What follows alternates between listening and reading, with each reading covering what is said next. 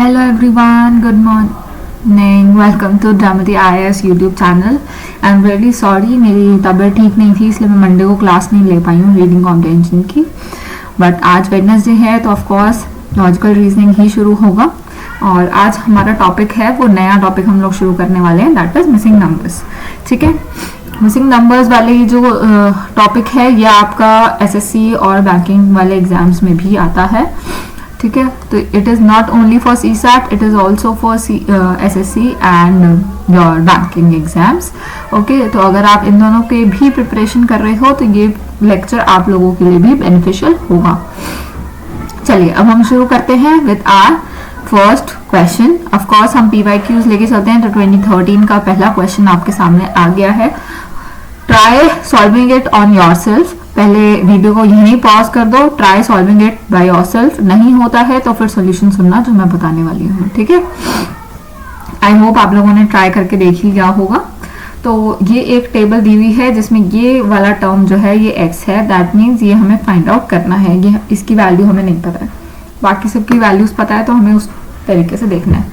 अब अच्छा देखो, इसमें ना किसी भी तरीके का पैटर्न हो सकता है ये तीनों लिंक्ड हो सकता है ये तीनों लिंक्ड हो, रो भी लिंक्ड हो सकती है, कॉलम्स भी लिंक्ड हो सकते हैं. दोनों तरीकों से आपको देखना है कि कौन सी चीज किससे लिंक हो सकती है सेम वे में. तो लिंकअप ढूंढने पड़ते हैं, थोड़ा सा टाइम टेकिंग होता है ये क्वेश्चन. अगर आप विद इन 1 मिनट के अंदर इसका लॉजिक ढूंढ पा रहे हो, वेल एंड गुड. नहीं ढूंढ पा रहे तो उसी टाइम उसको स्किप कर दो, क्योंकि वो आपके माइंड में उस समय नहीं आएगा.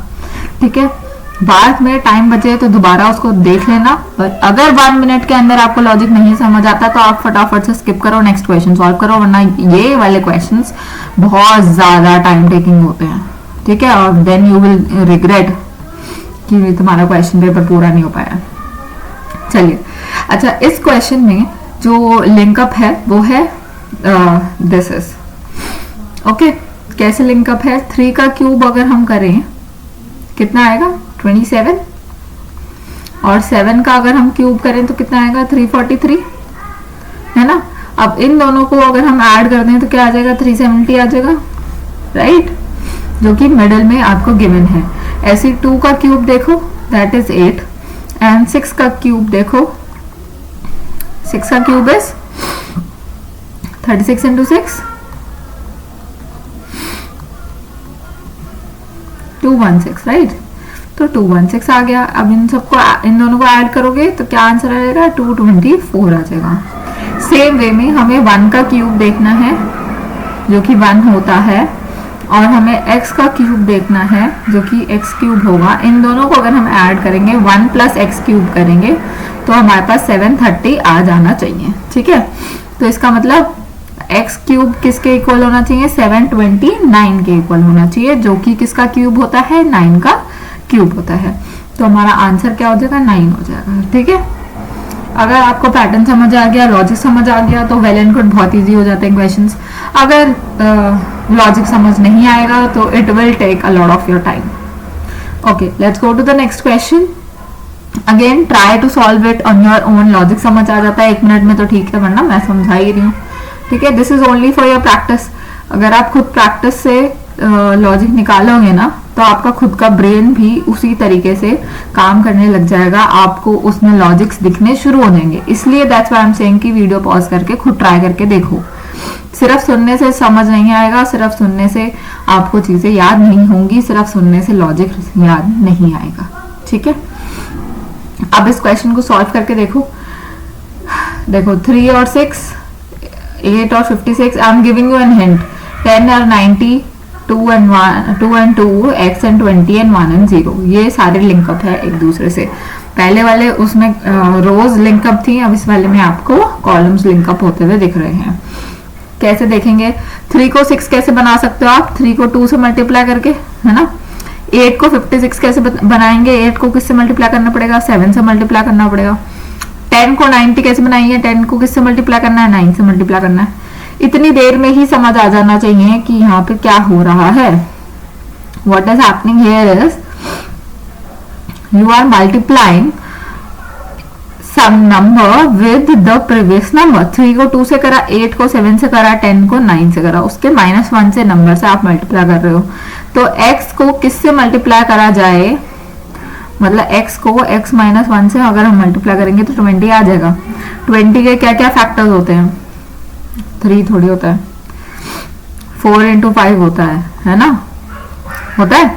तो हमें बड़ा वाला नंबर x में चाहिए, दैट इज 5 हमें आंसर में चाहिए। 5 को मल्टीप्लाई बाय 4 करेंगे तो 20 आ जाएगा। देखो 1 को 0 से मल्टीप्लाई कर रहे हैं 0 हो रहा है, 2 को 1 से मल्टीप्लाई कर रहे हैं 2 हो रहा है। आया समझ क्या हो रहा है, उस नंबर को उसके प्रीवियस नंबर से हम लोग मल्टीप्लाई कर रहे हैं तो नीचे वाली वैल्यू आ रही है। This is the question from 2015।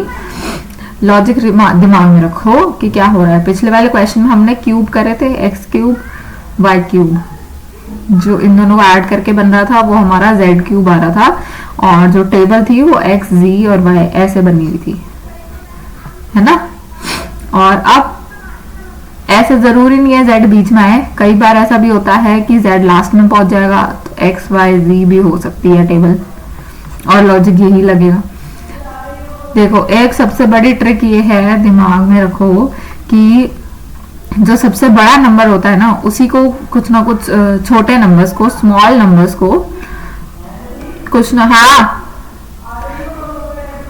Equate करके, स्मॉल नंबर्स को इक्वेट करके आप बिग नंबर बना रहे होते हो, ठीक है। इसलिए हमेशा बिग नंबर को लाने की कोशिश करा करो, जब भी हो स्मॉल नंबर्स को यूज करके बड़ा नंबर बनाने की कोशिश करा करो। तो हमारा आंसर 5 आ रहा है। Let's go to the next question. Here we are getting consider the following pattern। अब ये एक टेबल है जो कि जिसमें लाइंस नहीं है, आप चाहो तो इसको इस तरीके से टेबल की फॉर्म में बना सकते हो। अब इसको ट्राई करो सॉल्व करने का। देखो इसमें क्या लॉजिक लग रहा है, अगर हम 8 में से 6 को माइनस कर दें, 8 - 6, और फिर प्लस कर दें 4 को, प्लस कर दें 4 को, क्या हो जाएगा, 8 में से 6 माइनस गए, 2 बचे, 2 में से 2 + 4 है 6, क्या 6 आ रहा है, नीचे लिखा हुआ आ रहा है।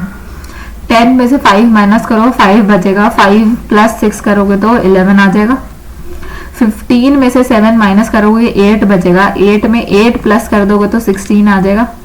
13 में से 4 माइनस करोगे तो 9 बचेगा, और फिर आप उसमें 8 ऐड कर दोगे तो कितना हो जाएगा, 17 हो जाएगा, right. A will be the final answer. तो हम पहले क्या कर रहे हैं, माइनस कर रहे हैं, और दूसरी बारी में प्लस कर रहे हैं, ठीक है। 17 आ रहा आंसर। ये लॉजिक भी दिमाग में रखो, एक बार माइनस हो रहा है, एक बार प्लस हो रहा है। ऐसा भी हो सकता है कि पहले प्लस हो रहा हो किसी क्वेश्चन में और बाद में माइनस हो रहा हो, depending on the type of question it is. Now you are given 2 identical sequences, मतलब जो सीक्वेंस 1 में जिस तरीके का लॉजिक यूज हो रहा होगा, सेम लॉजिक सीक्वेंस 2 में भी यूज हो रहा होगा। हमें निकालना है सी की जगह पे क्या इक्वेशन आएगी, मतलब यहाँ पे हमें बताना है क्या वैल्यू आनी चाहिए। पहले बताओ 8 से 4 पे कैसे जाएंगे, क्या करना पड़ेगा, 8 को आधा कर दें अगर हम तो 4 आ जाएगा ना, हाफ कर दें, हाफ से मल्टीप्लाई कर दें। 4 से 6 पे जाना हो तो क्या करना पड़ेगा, अगर देखो अगर मैं इसको और हाफ करूंगी तो 2 हो जाएगा, हमें चाहिए बड़ा नंबर, है ना। तो हाफ करने से बात नहीं बनेगी। अगर मैं 3/2 कर दूं तो क्या हो जाएगा, 6 आ जाएगा, है ना। अब 6 से 15 जाना है तो क्या होगा, अब देखो ये देखो यहाँ पे हम 1/2 कर रहे थे, and then what we did is 3/2। तो इसका नेक्स्ट क्या होना चाहिए, 5/2 होना चाहिए ना, इसी सीक्वेंस के हिसाब से। तो 5/2 करके देखो 15 आ रहा है ना। तो यही लॉजिक लगाना है, बस इतना ही करना है। अब 8 की जगह 5 से शुरू करो, 5 को 1/2 कर देंगे अगर हम तो कितना आ गया 2.5, 2.5 को 3/2 कर देंगे अगर हम तो कितना आ जाएगा, 1.25 को इंटू 3 कर दो, 3 5 से 15, 1 3 6 1 7 3 1 3 3.75। अब इसको हम 5/2 से भी मल्टीप्लाई कर रहे हैं तो फिर क्या होगा, मैं पहले मल्टीप्लाई कर लेती हूँ। 37 3 15 और 3 18, 18.75। इसको 2 से डिवाइड कर दो तो ये हो जाएगा 2 9 18, 2 2 4 नहीं 2 3 ज़ा 6 एंड 2 7 ज़ा 14, 2 5 ज़ा 10, तो 9.375 हमारा आंसर आ गया। उसी टाइप का लॉजिक लगा के एक बार 1/2 करना है, एक बार 3/2 करना है, एक बार 5/2 करना है। ठीक है, लॉजिक समझ आया सबको? चलो let's go to the next question. Following is the matrix of certain entries. The entries are in a certain trend, row wise. इन्होंने लिखा हुआ है कि रो वाइज है, ठीक है, रो वाइज ट्रेंड है, हमें बताना है कि यहाँ पर क्या आएगा। ओके, तो रो वाइज ट्रेंड है, तो पहले हम सिर्फ इन तीनों को देखेंगे। 7B और 10A से हमें 3C बनाना है। देखो ये तो मुझे समझ आ रहा है कि 10 में से अगर हम 7 माइनस कर देंगे तो 3 तो आ जाएगा, है ना। 10 में से 7 माइनस कर देंगे तो 3 आ जाएगा। लेकिन ये C कैसे आ रहा है? C देखो A है और B है, A और B दोनों यूज हो चुके हैं, तो C बचेगा, तो C हमने फाइनल में लिख दिया है। उसी तरीके से 9B है दूसरे में और 3C है। 9 और 3 माइनस कर दो, अगर हम 9 और 3 माइनस, 9 में से 3 माइनस करेंगे तो 6 आएगा, 6 ही आ रहा है यहाँ पे। तो लॉजिक तो सेम है, दोनों का डिफरेंस लिया जा रहा है। और यहाँ पे C और B यूज हुए थे, A बचा था तो A लास्ट में लिख दिया हमने, तो ये हो गया 6A। अब देखो इन दोनों का डिफरेंस लो, 3 आएगा, 13 में से 10 गया, 3 बचा, और A और C दोनों यूज हो चुके हैं तो बचेगा B, तो 3B हमारा आंसर हो जाएगा। इजी, बस थोड़ा सा ध्यान देना है, आंखें खुली रखनी है। Now it is giving us 7, 9, 10 and it is giving us 8, then 9, 11, 30 it is giving us 5। तो बताओ क्या लॉजिक लग सकता है इसमें? 7, 9 and 8।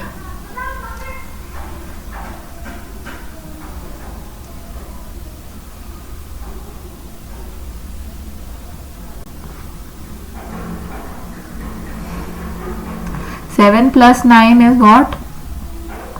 16, है ना, और 10 भी है हमारे पास, तो 10 का क्या करें बताइए? क्या लॉजिक लग रहा है आपके दिमाग में, कुछ आ रहा है?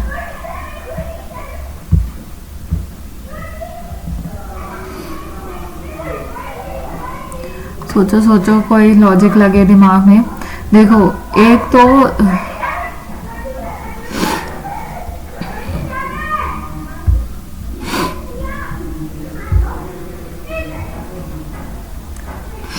अगर हम इन सबको ऐड कर दें तो इसमें और 10 प्लस कर दूं तो 26 आ जाएगा। और 8 के लिए क्या करें? अगर हम इनमें से भी 2 और 6 को इंडिविजुअली ऐड कर दें तो 8 आ जाएगा। Let's try doing this with the other things also। 9 plus 11 plus 30 कितना? 50 होता है। And again 5 plus 0 is 5। आ गया, 5 आ गया। ओके, तो यही है पैटर्न। लास्ट में हम डिजिट सम भी कर रहे हैं, ठीक है। दिस इज इम्पोर्टेंट, सिर्फ नंबर से नहीं हो रहा है, लास्ट में डिजिट सम भी हो रहा है, ठीक है।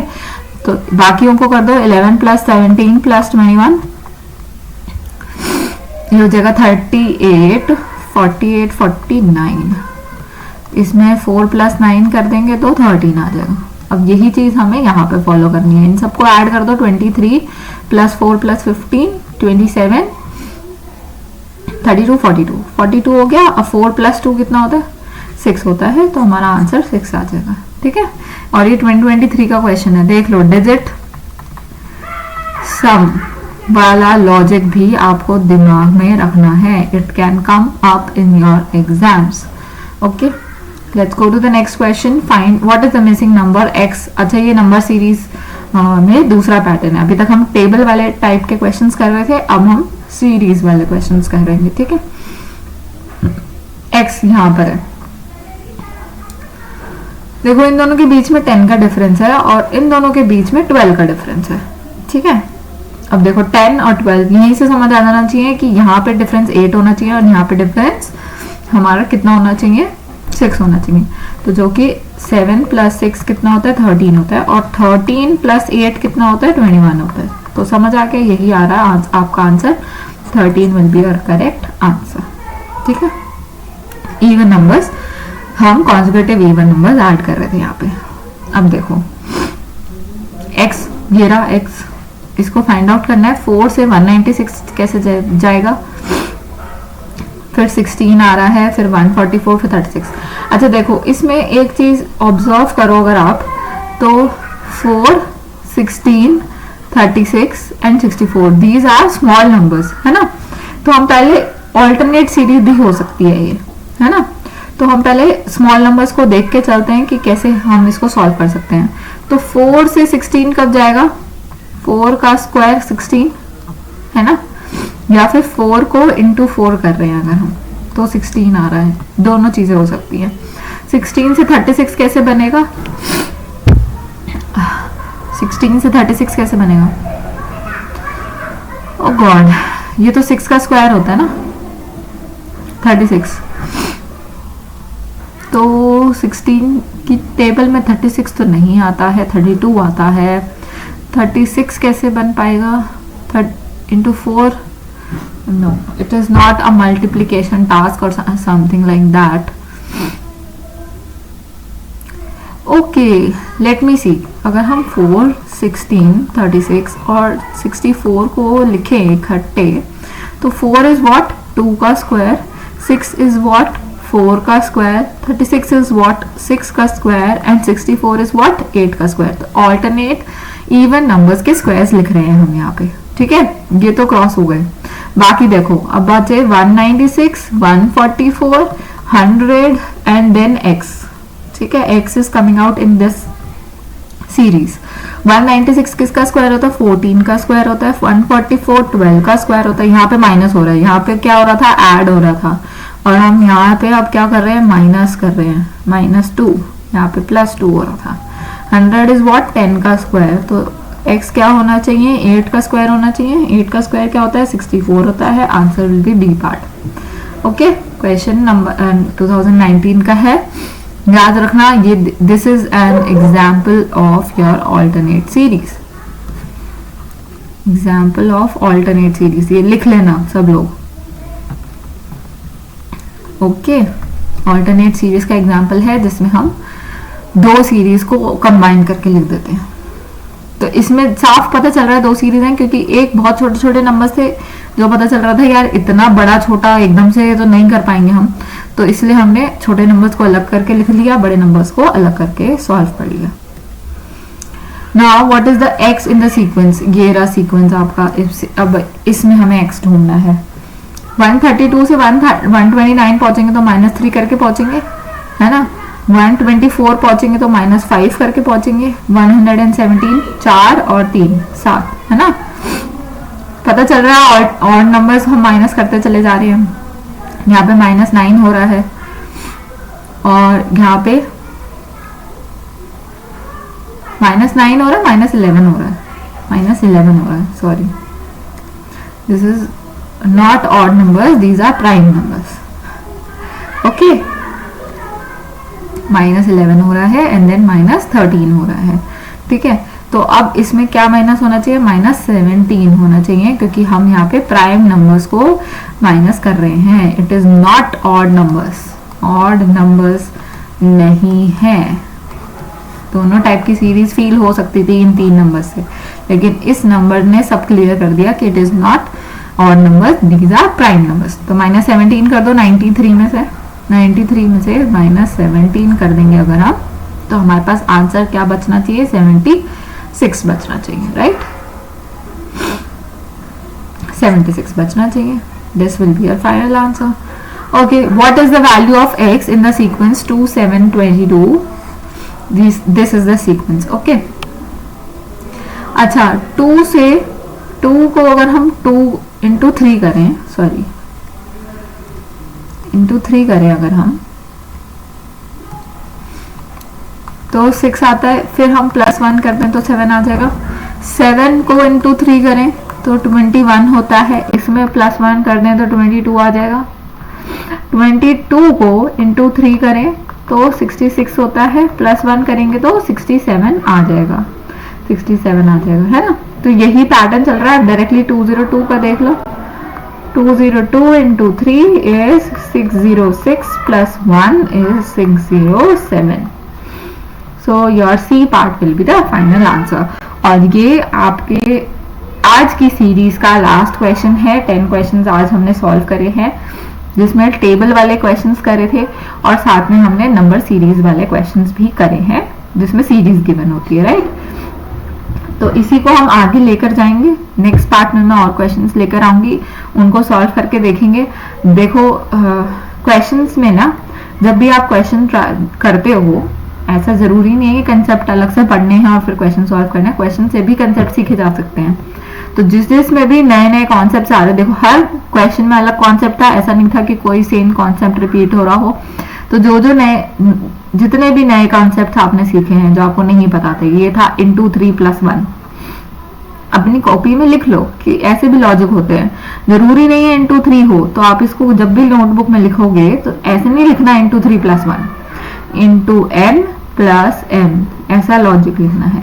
ये n और m जो है वो आपके कोई भी नंबर हो सकते हैं, नेचुरल नंबर्स, ठीक है।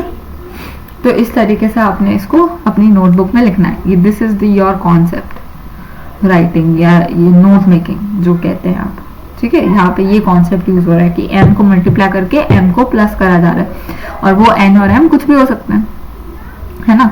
बट वही है, मेजरली क्या होता है, मेजरली m जो है वो इज वेरी स्मॉल, ठीक है। 1 2 3 में से ही होता है मेजरली, ठीक है, m जो है। या फिर और m जो है वो रिलेटेड होगा to the number, related to the number, okay. जैसे 2 था तो 2 से हमने -1 कर दिया, 7 है तो -6 कर दिया, 22 है तो -21 कर रहे हैं। मतलब या तो नंबर से रिलेटेड होगा, अगर नंबर से रिलेटेड नहीं है तो फिर छोटा ही नंबर होगा, 1 2 3 ही होगा ज्यादा से ज्यादा, ठीक है। कॉन्सेप्ट को दिमाग में रखो, अपनी नोटबुक बना के रखो जिसमें कॉन्सेप्ट्स आप लिखो, सो दैट आप उनको रिवाइज करते रहोगे, और जितना रिविजन दोगे ना उतना इजीली आपको रिकॉल होगा एग्जाम में। अगर उसी टाइप का कोई कॉन्सेप्ट आपके एग्जाम में यूज हुआ है तो आपको इजीली रिकॉल हो जाएगा। और क्वेश्चन सॉल्व करने से ना आपकी ब्रेन स्टॉर्मिंग होती है, ठीक है। आपका काम माइंड काम करेगा और ब्रेन स्टॉर्मिंग करेगा कि कौन सा लॉजिक लग सकता है इसके अंदर। तो उन सबको आपने प्रैक्टिस करना है। और I will see you in the next class. Friday को होगी एप्टी की, तब बात करते हैं। तब तक के लिए बाय एवरीवन, टेक केयर।